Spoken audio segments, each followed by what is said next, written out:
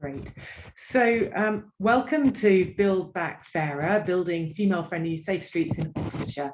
My name's Catherine Miles. I'm an Oxford City Councillor, also a local resident in Oxford and a member of Oxfordshire Liveable Streets, and I'm going to facilitate the proceedings today. So this event is the last in a series that we have of Build Back Fairer series, which is hosted by both Oxfordshire Liveable Streets, Active Oxfordshire in coordination with West Oxfordshire District Council. And you can see the previous sessions that we've had through this series on the Oxfordshire Liveable Streets YouTube account. So I would recommend you take a look at that afterwards and we can share that details with you. So what are we talking about today? This session is going to focus on how we can make our streets safer for women to both walk and cycle. We realise that it's not just about gender, there are other intersectional characteristics which influence how people use infrastructure in different ways, experience it. But for the focus of this, it is useful just to take a specific focus on women and girls. And really what we're trying to do is really understand what would an active Oxfordshire look like if it was designed by women as part of a healthy place shaping approach, which is an approach that Active Oxfordshire take with its work. So really, why are we here though? This is a big question, and the reason why we're here, as sadly we're all, I think, aware of, there have been 5 female cycling deaths in Oxford in 3 years alone, and involving HGVs. And there's really been a gender dimension to this. It's women's deaths, and this is in the context where we know that infrastructure itself is not gender neutral. Women and men have very different needs and use infrastructure differently, given their specific social roles, economic status, and also preferences as well. And this poor infrastructure that we experience in terms of the equality here in Oxford and Oxfordshire for both walking and cycling really does pose very differential threats to women's safety and well-being. So this is really the context we're looking at. And what we also know, and there's international evidence to suggest this from the OECD, that women and men do not benefit equally from public investments in infrastructure. And these deal with these diverse needs that I've referred to. And we're going to refer a little bit more about that in the presentation that we're going to have from our speaker today. And so really the other angle that we'll be exploring in our conversations is around how overwhelmingly there is the decision making around infrastructure is quite male focused as well, and so really if we're to improve safety for women and girls, there are going to be we're going to have to listen to their experiences and involve them in the design and decision making, and that will hopefully contribute to better infrastructure and also to progressing gender equality as well. So what we're going to do in terms of our agenda today, we're going to have some lived experiences, some voices from videos from various individuals who've spoken on video. Sophia Hussain from Cowley, Ruppreet Rai from Bicester, Safak Tartan Gulu from Bicester, and Heron Mariner from Chipping Norton, and who's part of Active Oxfordshire. We'll also be hearing a presentation briefly from Annette Patterson as well from Joyriders Oxford. Before then, we go to our main presentation, which is from our transport planner Lucy Marstrand, who is here today to give us a bit of bit of context and the evidence as well. So before we go on to the main presentation, let's hear some lived experiences, and just to remind people to mute yourself if you are just listening to this, because we apparently still have some background sound as well. So I do feel that the roads are not as safe as they were when I used to cycle as a youngster. So getting on the road, I've lost my confidence in that department. So that's something I definitely need to work on, I think. Because I'm a driver and I see a lot of the drivers and how they behave towards cyclists. So they'll kind of really draw up close, or you know, they'll be very impatient. So I think if I'm the cyclist and I have this kind of behavior, and I think there's so much traffic out there now, and going at super speeds, especially around, I live around the Cowley area, so it's there's a lot of traffic here, and they are quite unkind to cyclists. So that definitely puts me off getting back on the road. So that was our first video. So I do feel that the roads are not as safe as they were when I used to cycle as a youngster. So sorry, just bear with us as we get to the second video. Getting on It the looks the road, same, but it's not the same.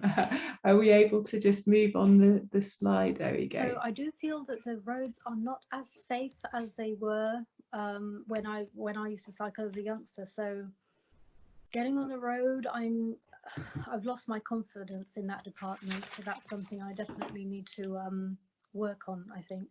Because I'm a driver and I see a lot of the drivers and how they behave towards cyclists. So they'll kind of really draw up close, or you know, they'll be very impatient. So I think if I'm the cyclist and I have this kind of behavior, and I think there's so much traffic out there now, I think I'd like to see more people like me, normal, more women, let's say, actually, because there's plenty of males. I'd like to see more mothers, actually, for me particularly. I think I'd like to see more mothers accompanied with or without their children on bikes to give me that confidence. Yeah, brilliant. Yeah, thank you. And Repreet, do you have anything? Yeah, I think I would just like to see better maintained roads and cycle lanes, because it would mean that more people, more normal people, more women would be, you know, they'd have the confidence to go out and cycle. Yeah. Because, you know, if there was the space and the maintenance, there wouldn't be as big of a barrier as there is at the moment, I don't think. As a woman, it's so important to be free and not being dependent to anybody. So cycling gives me that, like, it's very important for women empowerment, I think, because as you gave the examples from men and women, how many women driving and not driving issues. So it's like very important to see more women on the road, I think, cycling. It's all about changing the culture of societies, in my opinion. And I can see other people nodding. Do you agree with that comment as well, about how empowering it is for women to really get behind the saddle and get out on the road? Yeah, I think so. I think for, like, me personally, I struggle so much with driving. Like, I've done countless numbers of driving tests and I can't pass. I just, you know, completely melt down. And the fact that I'm able to cycle and I've been able to, you know, gain confidence in cycling at my own pace, and I've now got that freedom. I don't have to, like, a bit like Sheffield, I don't have to rely on my partner to take me to places. I can just go on my own. It's just a wonderful feeling. Yeah, totally. Yeah. What about you, Sophia? Do you agree with that? Yes, definitely. I mean, like I said, I am a driver, but I think being able to cycle as well, I can just hop on the cycle and then go wherever I need to, and it can be done in half the time and I won't be sat in traffic. So yes, definitely, let's get more women on those cycles. Thank you very much. As you can see here, there are a couple of other quotes from Repreet and Safak as well around their experiences, which are now showing hopefully on the screen. We're going to now hear from Annette from Joyriders. It is another cycling perspective. I'm going to stop sharing this screen and bring up a presentation which she has pre-recorded for us, because she unfortunately is unable to join us on the call today. So just bear with us as we pull that up. But hopefully this, yeah, you'll be able to hear her presentation now.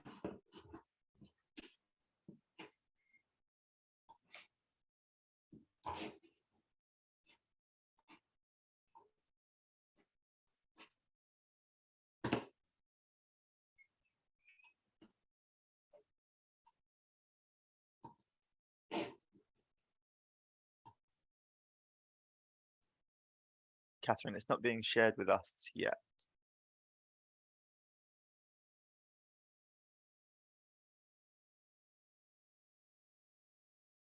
It's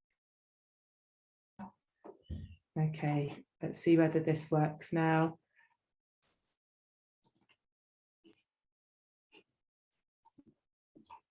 There we go. Perfect, thank you.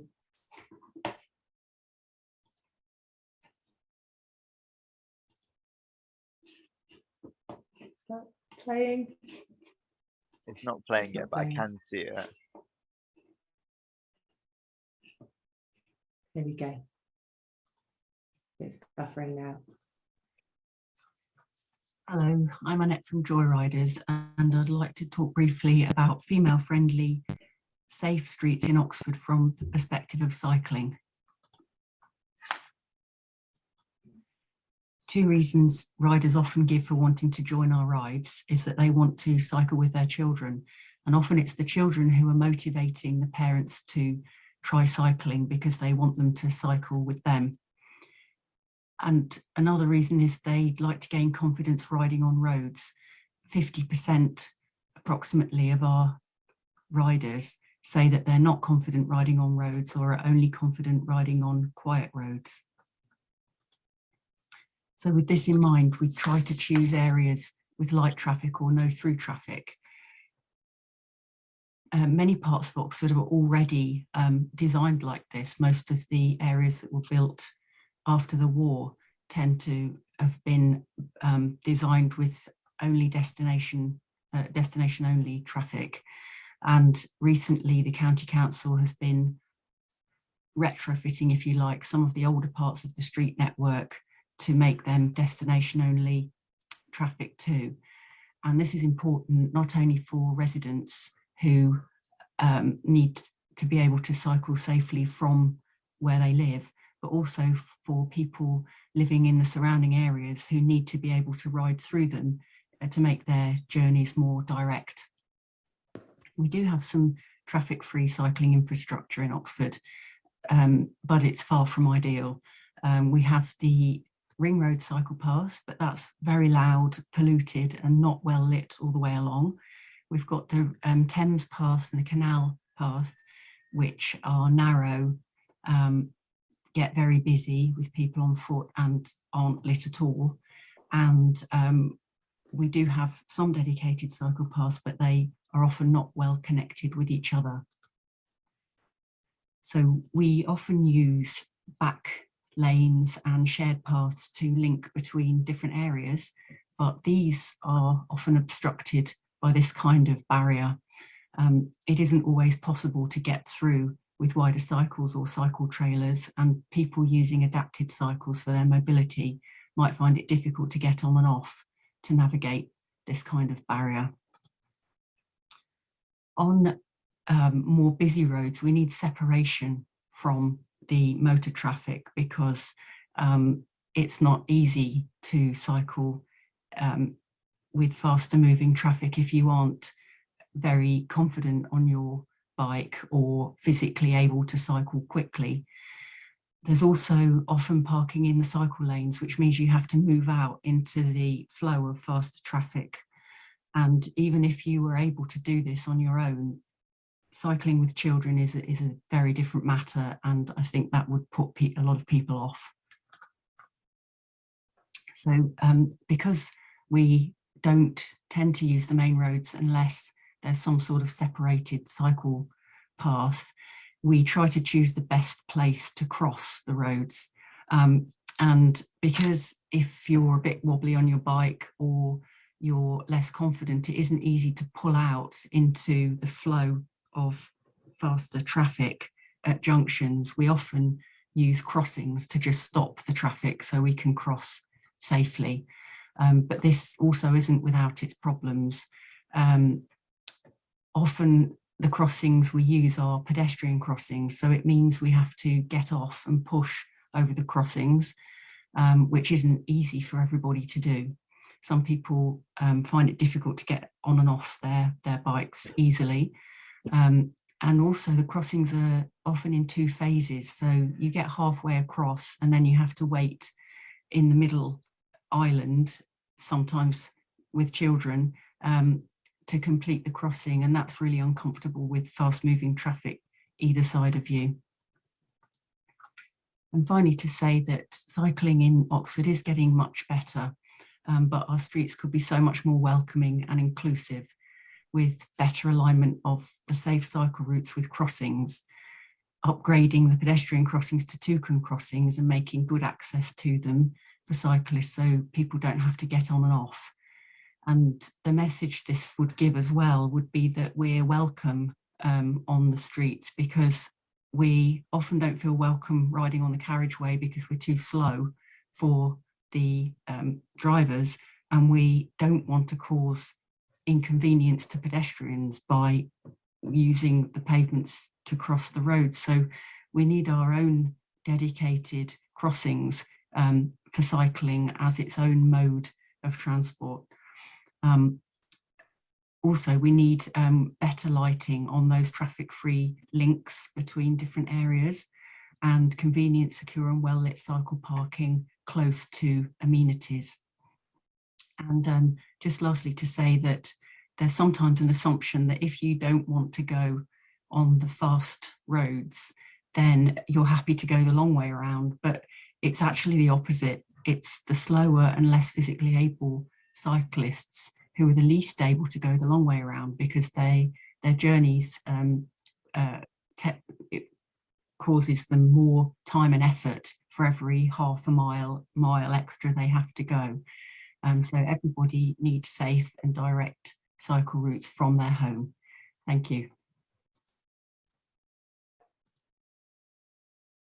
There you go. Some really great insights there shared from the various speakers, and I think what Annette was finishing on there, which I think is really useful for us to reflect on as we continue our conversations later on our call today, is that there are signs of hope, and that's great. The fact that so many of you are on the call today is just testament to that.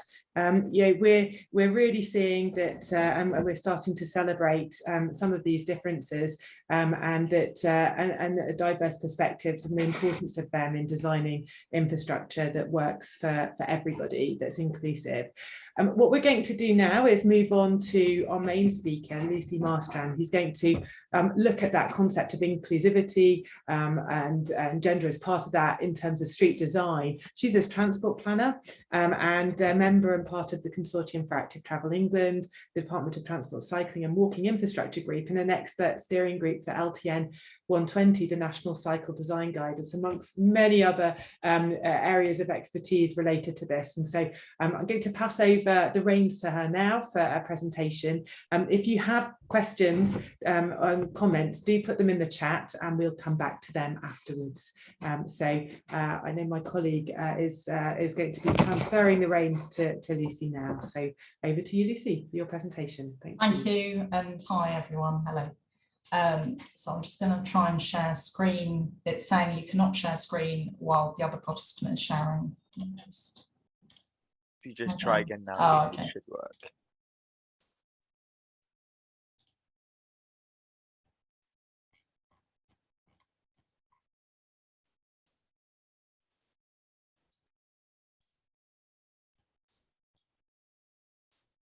Yeah, we can see that. Yeah, great. Okay. So can everyone hear me okay as well? Yeah, we can. Okay, so yeah, I'm gonna thanks for the introduction. So yeah, I've been involved in the National Cycling and Walking Design Guidance, LTN 120, and I'm currently in the Active Travel England. There's a consortium of consultants, so I'm reviewing schemes on behalf of Active Travel England at the moment. Yeah, and just I've got a kind of long-standing interest really in inclusion and walking and cycling. So this talk is really about kind of some of the basic information that's helpful to understand when we're planning cycle networks, and also some information on the kind, it's sort of been touched on in some of those talks there, but the kind of infrastructure that's appropriate really for women to be using to get around for their daily trips. So yeah, just a kind of reminder of the duties that local authorities have as a starting point. So there are various acts that relate to promoting fairness in transport. So there's the sort of Education Act, which places a duty on authorities to encourage the use of sustainable transport and to schools. There's the Health and Social Care Act, which, as you'd imagine, is relating to the need to promote health. And that's, again, a duty that's placed on local authorities to promote health through transport. And then there's the Equality Act, and the Equality Act is probably the one that you'll most often hear about in relation to transport. So there are various protected groups under the Equality Act, including women. So I've just highlighted that one there, sex or gender. Women are protected under the Equality Act and therefore need to be considered when we're designing our streets and roads. But there are these other groups with protected characteristics that also need to be considered. So yeah, we've got age, pregnancy and maternity, disability, race, and there are some other ones, but I've highlighted these because I think they're probably the most pertinent to this discussion. And there's a lot of overlap between these different groups. So some people may fit into all of those categories. So yeah, they're not kind of separate groups. That if you were to do a Venn diagram, there'd be a lot of overlap. So this is what some of these groups look like. And I've started with this because if we look at the people we're designing for, the kinds of cycles they might be using, it gives you some sense of the streets that will be required for those people to be able to get out and about comfortably and use the streets. So this is Isabel Clement from Wheels for Wellbeing, and it's really worth having a look at the Wheels for Wellbeing website if you're not familiar with it. So a lot of people will use the cycle as a mobility aid. They might be used for transporting goods or people. So infrastructure needs not only to be accessible in terms of widths and surfacing, but also inclusive. And we know that a lot of people won't be comfortable mixing with high volumes of motor traffic. So in terms of accessibility and inclusion, the kind of levels of motor traffic that people are exposed to is really, really critical.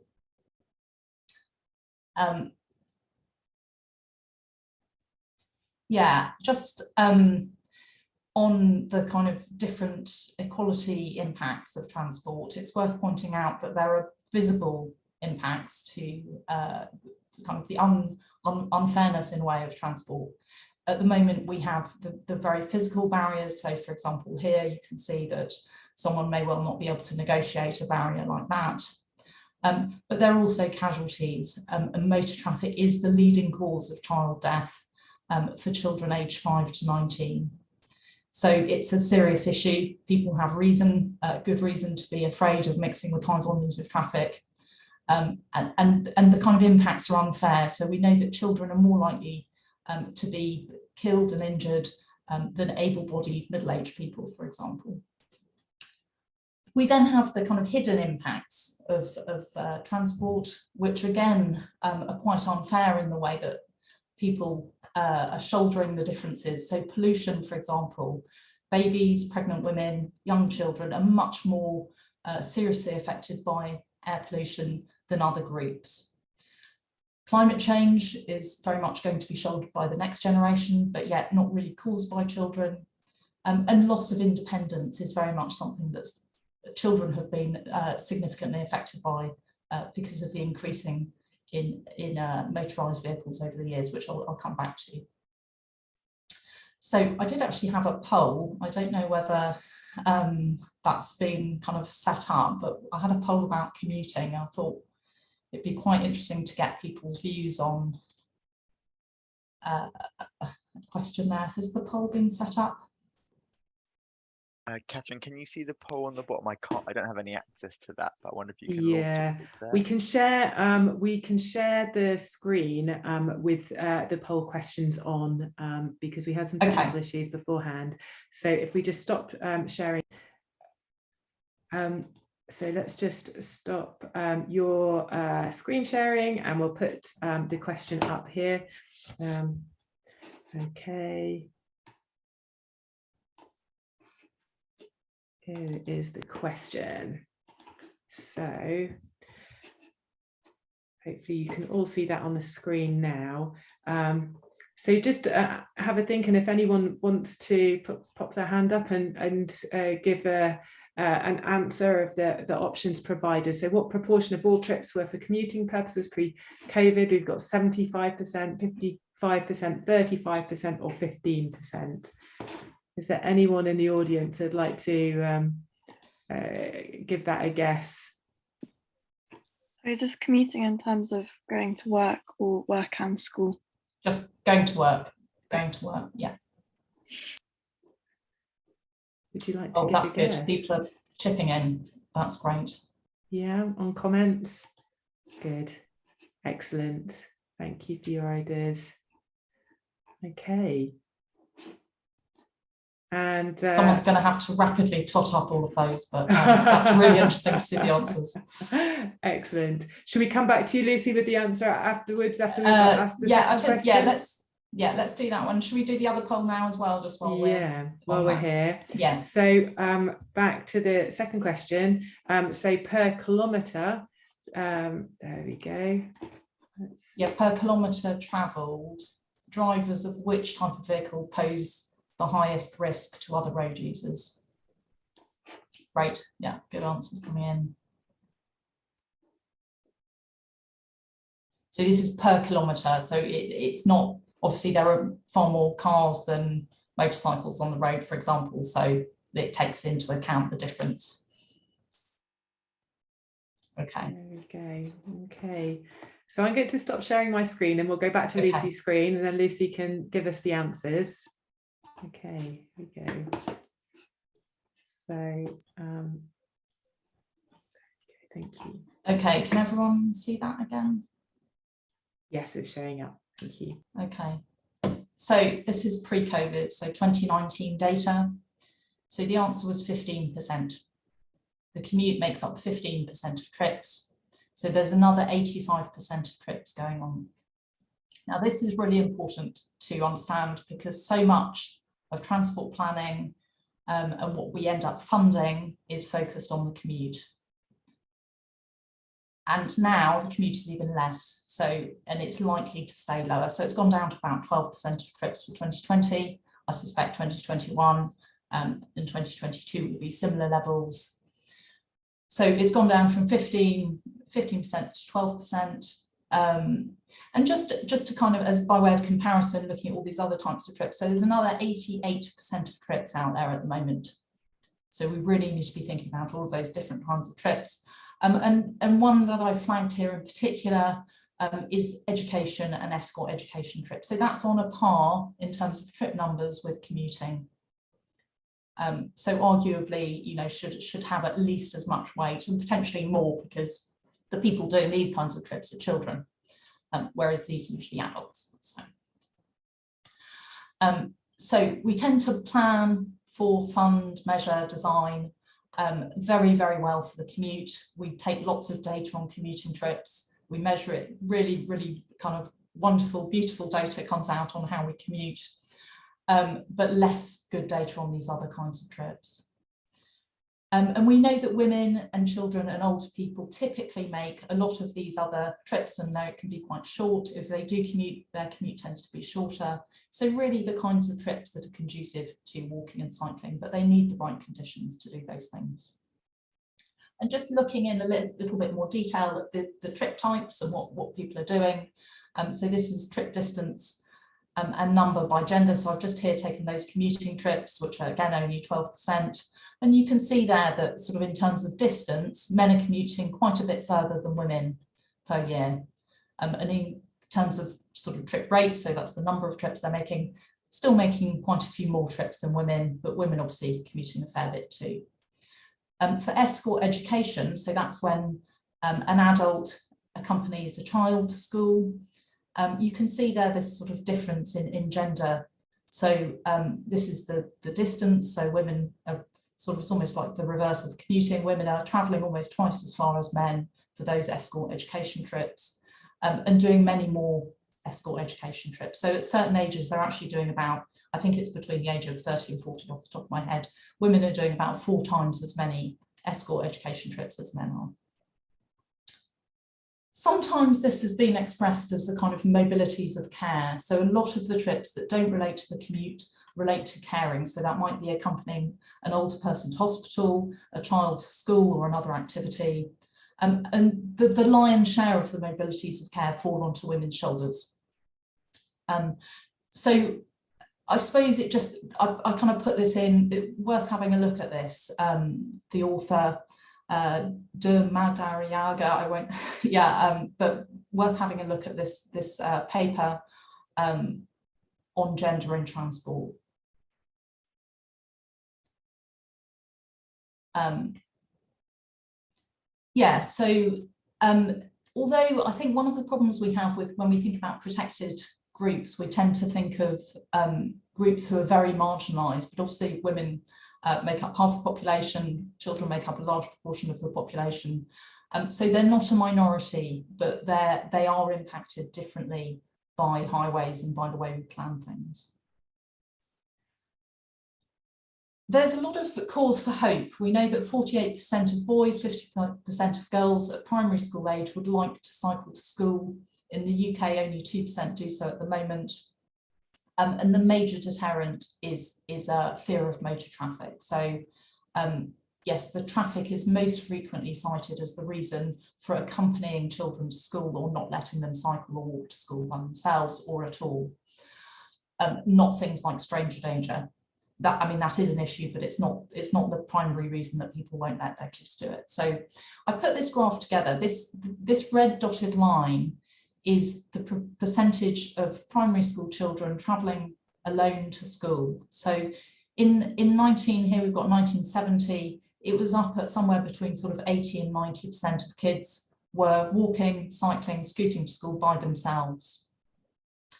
By 2019, it's dropped to around sort of 14%, and often it's actually even lower than that for a lot of schools. So huge drop, and it's almost mirrored entirely by the rise in motor traffic over the decades.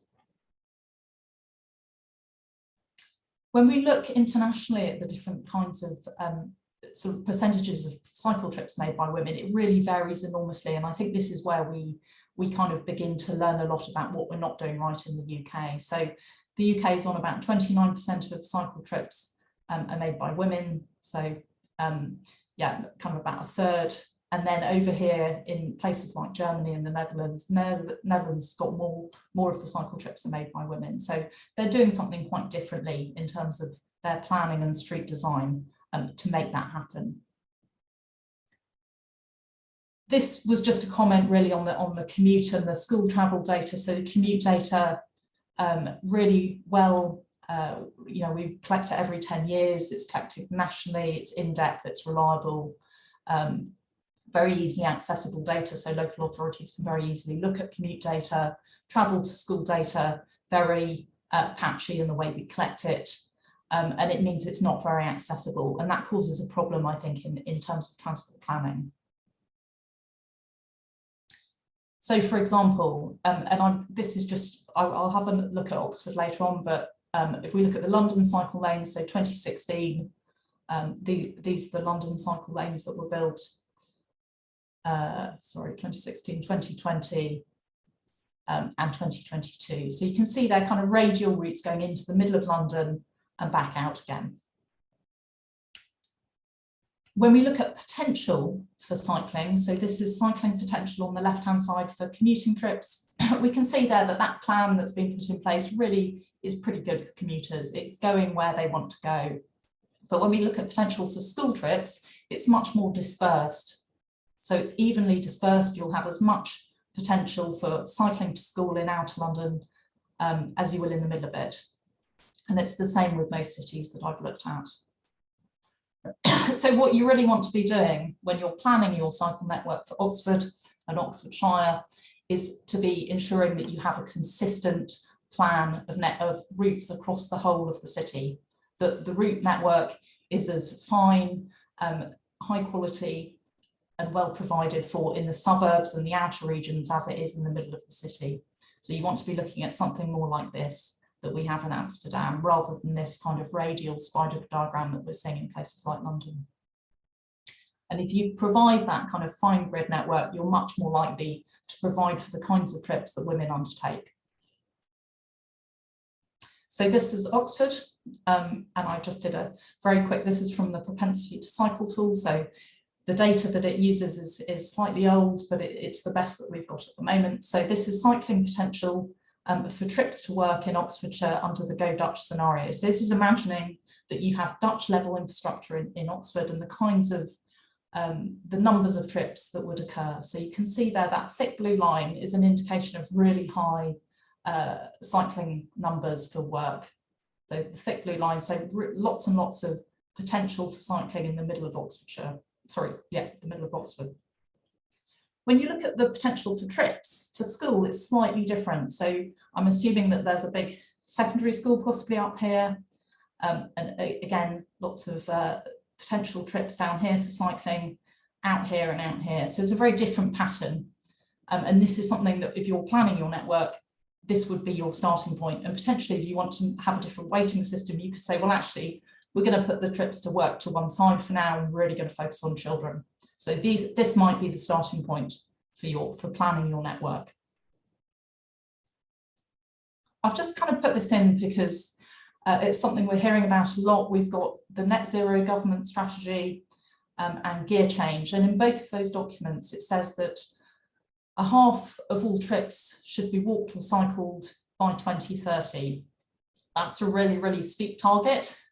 It is doable because we've got lots of short car trips going on in the UK, but it might be something again that you want to think about if you're looking at your own targets. How would you get to the point that a half of all trips are walked or cycled by 2030? And what's the percentage increase that's required every year to achieve that? So a quarter of trips are less than a mile in the UK, and 60% of car, sorry, a quarter of car trips are less than a mile, and 60% of car trips are less than 5 miles in the UK. So there's huge potential there for shift onto walking and cycling. This is something that has really kind of, I think, particularly affected the sorts of trips that children and women and older people are likely to make, which is the increase of motor traffic onto side roads. So a lot of residential streets that were previously quite quiet, were not thoroughfares, have become through routes for motor traffic. And that's partly because of Google Maps and people being redirected down the quickest route, down the side roads. So for a lot of residential roads, over the last 10 years, they've become quite swamped with motor traffic. So yeah, the poll, there was the vehicle risk to others. I don't know if you've got an answer there as to which, it was in the chat, wasn't it? Which vehicle type people thought was most hazardous? Did you, Catherine, was there a kind of outcome from that? We haven't got a clear outcome. There was a real mix between the cars and lorries. Okay. Yeah. Cars and lorries. Okay, so I'll just put the chat up there. Cars and lorries, cars and lorries. Okay, that's really interesting. So per vehicle, per kilometre, the motorcyclists actually pose the most threat to other road users. So we often class motorcyclists as vulnerable road users because they have a high death rate, but when you look at the casualties, they also pose significant threat to other people. And it's also worth mentioning that a lot of the motorcycle deaths do not involve, I think a third in London don't involve any other road user. So they're single vehicle casualties. Bus and coaches also pose significant threat, but this is quite a surprising statistic.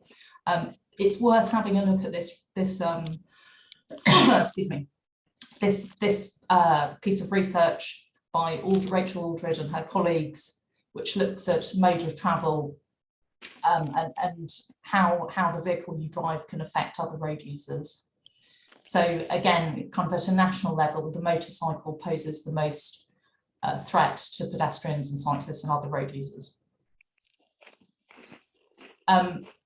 One area that is, again, it is covered in this piece of research, but men pose higher per kilometre risk to others than women for all modes except buses.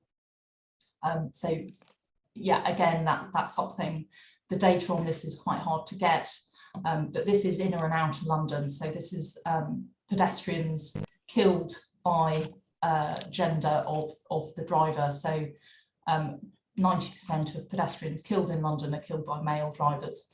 10% are killed by female drivers. As I say, it's quite, I couldn't even get that data actually for cycle deaths, but that would be interesting to see. I don't know what it is, but if you can get hold of that data, you could do some interesting analysis. So I put this in partly because very often when we look at road safety, we tend to think about the people who are injured. So we've spent a lot of time sort of saying, oh, well, are they children? Are they older people? Are they male? Are they female? Were they wearing a helmet? Were they wearing high vis? What were they doing, these people who are injured? And there's a bit of, I think, a sort of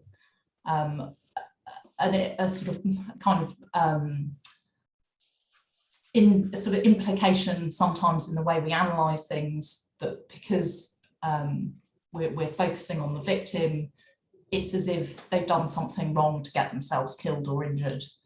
So this is really turning things the other way and saying, well, actually, let's look at who is doing the injuring and the killing. What are they driving? What's their gender? What's their age? And you get quite a different picture. We talk about children as vulnerable road users. I would argue that we actually need a social model of vulnerability akin to the one that we have for disability. So the social model of disability is very much focused on, the idea is that it's the environment, it's society which causes people to be disabled and are unable to use their streets. And I would say the same is true for a lot of what we now class as vulnerable road users. So if you look here at these kids playing, there's nothing actually vulnerable about them. They're perfectly okay. There's nothing innate to those children that makes them vulnerable. It's only when you introduce large vehicles driving at speed, heavyweight vehicles, that suddenly the things shift. But I think the focus really should be on the removal of the source of danger, the removal of the source of the thing that makes people more vulnerable. Infrastructure preferences, we know that women consistently favour dedicated cycle routes, protected cycle routes. Both men and women do prefer them, but that preference for protection from motor traffic is stronger amongst women. Which raises a question really about the thresholds that are acceptable for mixing with motor traffic. And I would like to see lower thresholds in the national guidance. You do now have quite low thresholds, so it is no longer acceptable to have high volumes of motor traffic mixing with people cycling. But that is also very important when we're thinking about low traffic neighbourhoods. So that we know, for example, when we've looked at some of the filters that have gone in London, that the people who are emerging onto the streets are much more representative of society as a whole. So one study here by Anna Goodman showed that 23% of the people cycling through this low traffic neighbourhood were children. So that's phenomenal really compared to our average levels of cycling among children.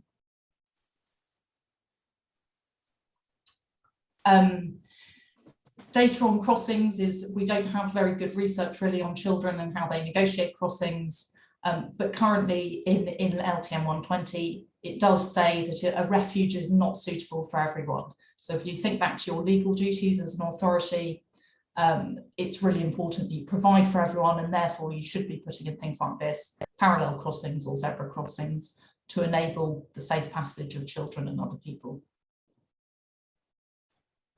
Side roads, again, really important. Lots of casualties occur at side roads. There's no reason to do this kind of thing where you give them no priority. Children are ending up walking around the back of the cars into the pollution, no priority.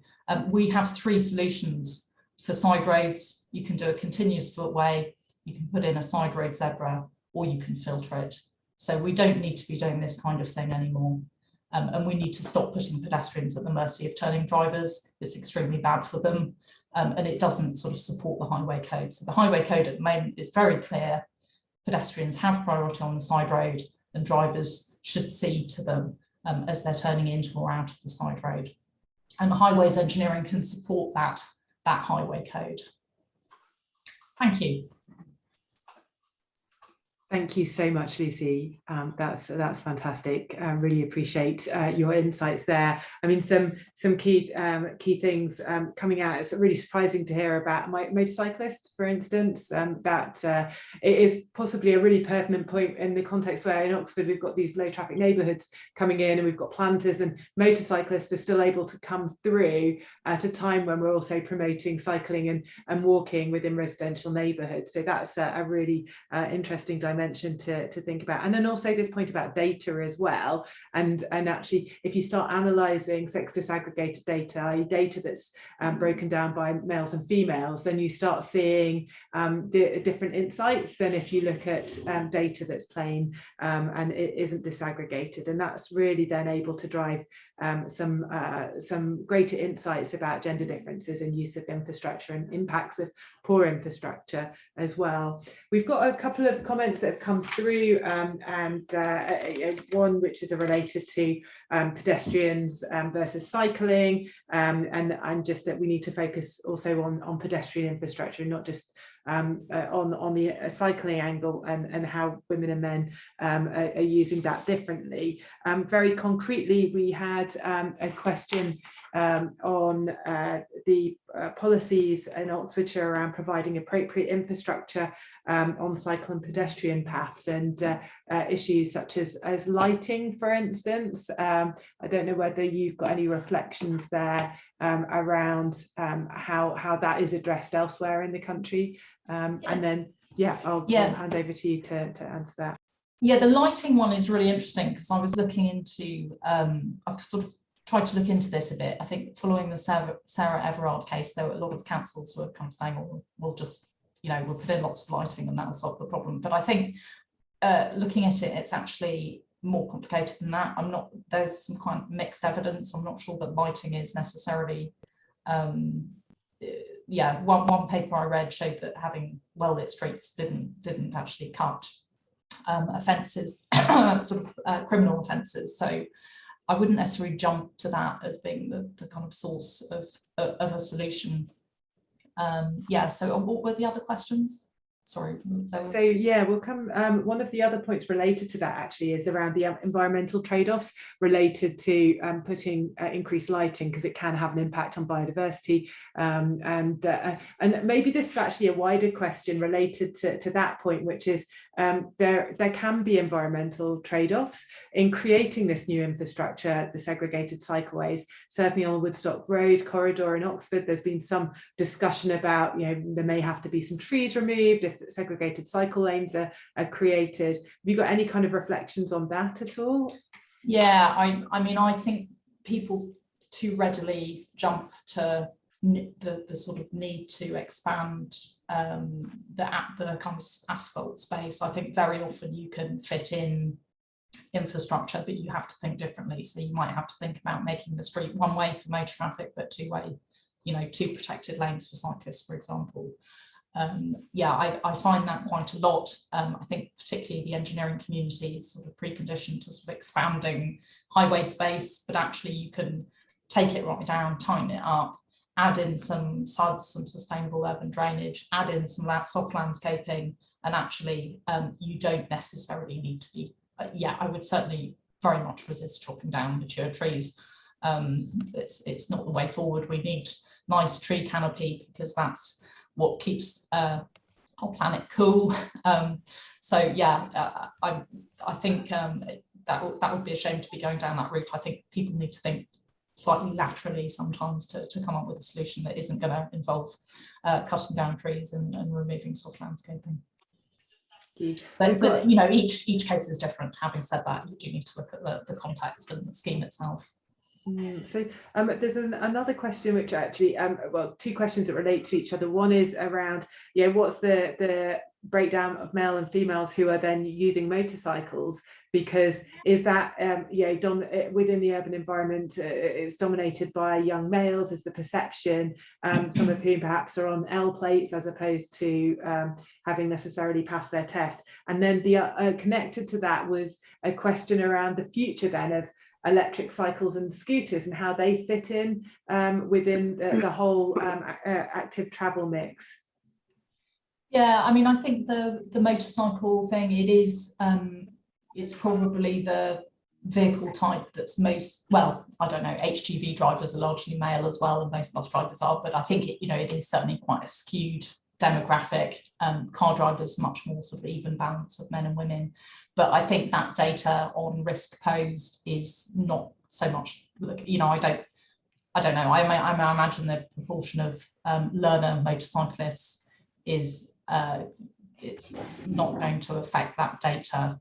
So I think that data is really quite solid, that piece of research.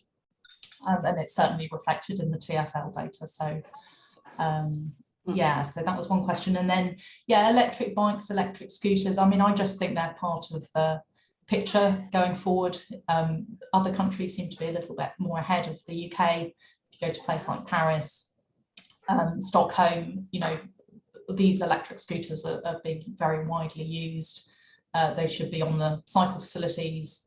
But I think, yeah, decent cycling infrastructure in a lot of ways, very often what I see is actually you'll get more mobility scooters, older people, disabled people, a whole range of other people start to come out and use new crossings and protected cycle routes once they go in, so they can have wider benefits. That's interesting because coming back from Amsterdam, I was there visiting family last week, and seeing what look like mini cars actually, which are essentially mobility scooters, but which are closed and they're on the cycle paths all over the place and really commonplace. We have a sort of broad question maybe to end with before we move on to the next section of our discussion. I think we are going to go over time a little bit, but I think if everyone's okay with that, I understand you'll have to peel off some of you maybe, but we'll go over a little bit if that's okay. But what are the actions, Lucy, that we must be taking in the design of our infrastructure to give more priority to enable women to use active transportation? So that's the walking and cycling primarily, but other forms as well. Thank you. So yeah, I mean, I guess in terms of the infrastructure, I tend to break it down into three things. One that's very often forgotten is crossings. We need more crossings, and they need to give legal priority to people. So zebra crossings are very useful. They use less energy, they're cheaper to maintain, and so on. Protected cycling infrastructure, obviously, but then also filters. And if you're implementing filters with cameras, you can obviously be generating revenue from people who wrongly drive through those filtered streets, and that revenue can then be used to pay for crossings and protected cycle routes, which do cost a lot of money to put in. But I think low traffic streets are really, really key to getting more women and children cycling, because we know that their trips are quite local. They need their residential roads to be safe, to be comfortable to come out and use them.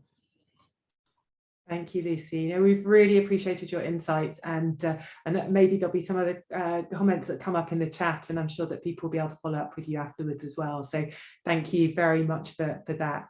So I think at this point we're going to turn on to sort of the final section of our conversation today. And again, everybody, please feel free to use the chat.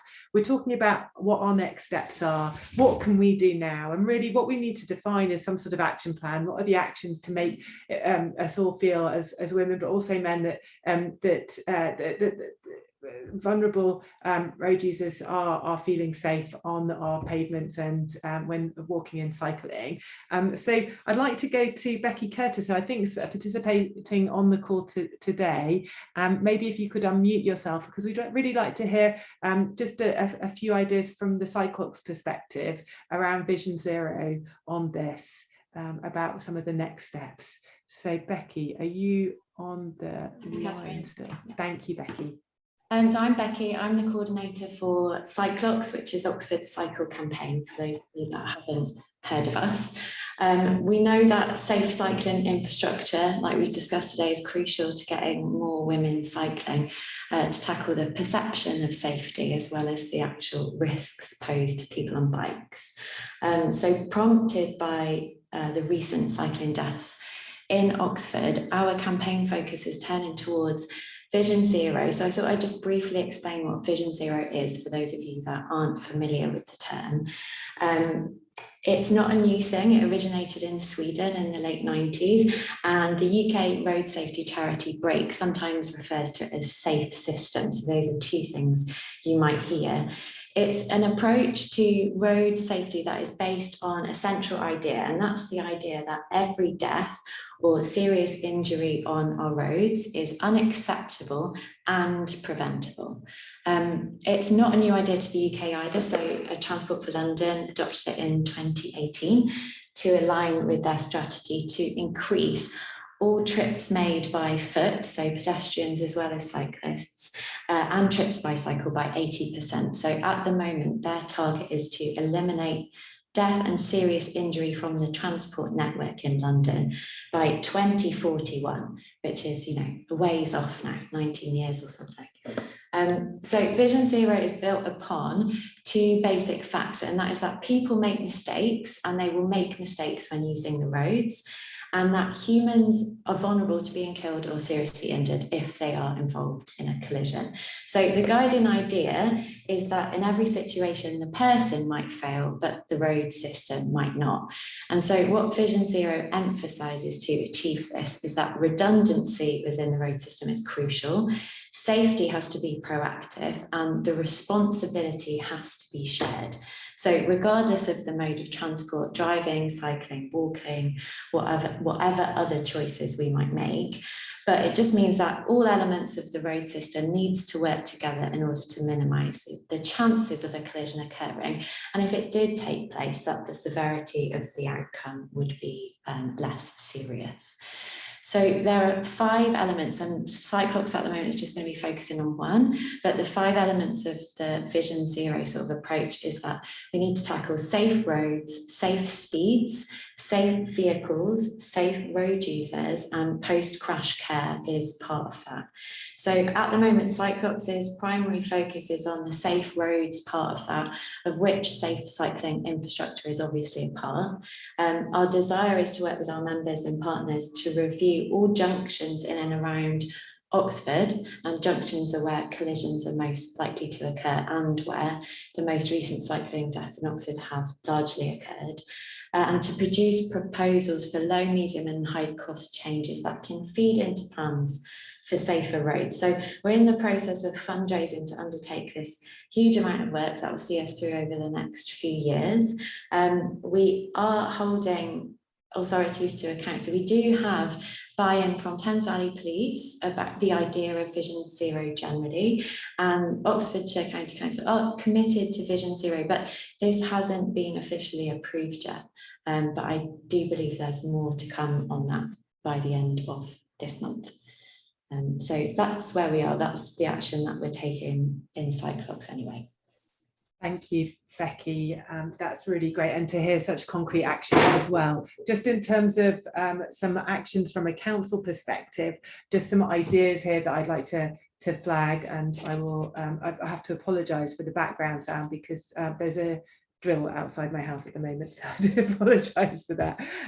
So some of the kind of actions that could be taken really is to actually define an action plan for the council to help convene multi-stakeholders to come up with some very specific actions, essentially a women's wish list, what they would like to see to make streets safer for women to walk and cycle. So it would be really great to work with Cyclox and others as part and Active Oxfordshire OLS and just a broad range of stakeholders to come together to define that, and you know, the council could be maybe a convener for this. Very concretely, we've had Lucy highlight the role of disaggregated data, and since the council is responsible, or different parts of the city and county council are responsible for gathering data, ensuring that is broken down by females and males where possible, and then using that disaggregated data to then derive insights around different use of infrastructure, modes of transport and transportation patterns, and also accident data as well.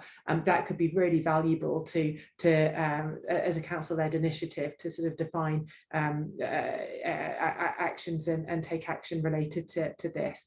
And then the other aspect of this that we'd like to raise as an idea is the idea of cycling mayors as well. So not political appointees, these are just members of the community that could be chosen, and they could then represent the views of the community and champion cycling as a mayor within either a market town or for the county going forward. And this is building on an idea that has been done elsewhere, and I think we've got colleagues on the call that might be able to sort of chip in and provide a bit more information on that as well in a second, just before we finish. And then one other aspect is around licensing. There's a licensing function that the City Council has, and then it also has a responsibility as part of that to in terms of protecting people, and so in its education programs for license holders, there's an opportunity there to be providing education around these different vulnerabilities that women and men may have around infrastructure use as well. So from the council perspective, there are a few ideas of things that we can be doing to take forward. I think we've got Jonathan on the line. Would you like to maybe just unmute yourself and just provide a bit of context about this concept of cycling mayors before we then close the call today? Absolutely. Thanks very much, Catherine. Lovely to see you all. Thanks all for joining. It's been fascinating. Really interesting. So yeah, I'm from West Oxfordshire District Council, Healthy Place Shaping Officer. We are currently developing an LC whip in Witney and surround, but we are very passionate about getting accessible active travel increasing across the district and the county as a whole. And yeah, we've working on this idea of women's cycle mayors, kind of using it as a legacy project from the Women's Cycle Tour that's happening this Saturday that you'll all know about, starting in Chipping Norton, going through Carterton and South and Vale and ending up in the city. So yeah, we're kind of wanting to use the event as a springboard for a legacy project in Oxfordshire as a whole, to have these cycling mayors across the county that will be advocates to be able to feed into things like LC whips, etc. So watch this space. If anyone is interested, I'll put my name in the chat and my details in the chat, and you can ask me any more questions about it. But it is something that we'll be hoping to launch in the next coming weeks. Thank you. Thank you very much, Jonathan. At this point, I think, yeah, ideally we'd have a lovely discussion where we could spend a lot of time facilitated discussion to identify ideas from you all around actions. But what we've really encouraged, because in the interest of time, we don't have the opportunity to do this now, but do keep in touch. You know, drop ideas to us via Twitter, via email, and really yeah, share thoughts on what very concrete actions could be taken going forward. We also want to know, as Active Oxfordshire, what would the built natural environment of an Active Oxfordshire look like if it was designed by women and girls? How would it be different? Again, drop us a line via Twitter and they're at Active Oxen, and you can also email Matt Rubuck at activeoxfordshire.org with ideas as well. So please do share us your thoughts. Just a reminder, you can see all the previous webinars such as this as part of the Build Back Fairer series on the OLS YouTube channel, so do take a look at that. And then finally, I'd like to just again remind you, as Jonathan has, that there's the Women's Tour event this weekend, and there are over 100 professional riders racing through the county. As part of that, just a reminder again, 11 AM Chipping Norton start. If you want to see the finish, the riders will start arriving from sort of just after 2:30 onwards in the centre of Oxford in St Giles. So do take a look at that. We're also aware that there's another event coming up in September in Oxford. It's a face-to-face event called Outspoken, an event that's being set up to celebrate women's voices in cycling specifically. So you can have a look online via Twitter, search for Outspoken, and you can find details there. So maybe some of you would be interested in following up on that, given your interest in today's event. I'd really like to say thank you to all of you for joining the call today, and hopefully we've learned something from it. Thank you very much to all of those who've shared their insights through the little videos, and very specifically to Lucy for your really detailed and valuable presentation, and for Becky for highlighting the action that Cyclox is doing. So really hoping that we can move forward with Vision Zero, and maybe later on this year we'll be able to have another convening and see what's changed in the coming months. So thank you everybody for coming, and let's stay in touch.